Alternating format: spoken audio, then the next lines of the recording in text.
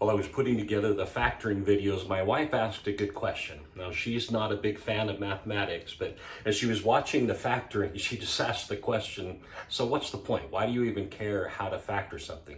And that's a great question, and there is a reason for it. And it boils down to, well, there's multiple reasons for it. It's easier to simplify when it's factored, but one of the reasons is if we have a trinomial equation, to solve for x here becomes a little bit difficult because we're adding and subtracting.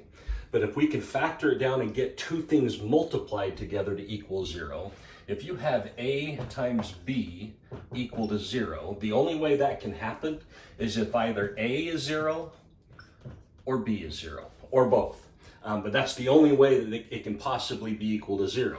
So if we factor this down, and in this case it factors to x plus 5, x plus 7 equal to 0. Now we have the situation where here's my a, here's my b. So either x plus 5 is equal to 0 or x plus 7 is equal to 0. Now we know because it's a second degree equation, meaning we've got an x squared. We've got two solutions to this, at least two, well, exactly two. You've got to remember though, sometimes we get imaginary numbers, so it'll look like there's no equation or no solutions at time when there actually is, but we'll get into that in another video. So in this case, we get, if we subtract a 5 from both sides, we get x minus 5. Let me rewrite that. We get x equals minus 5. Or in this case, if we subtract a 7, then x equals minus 7.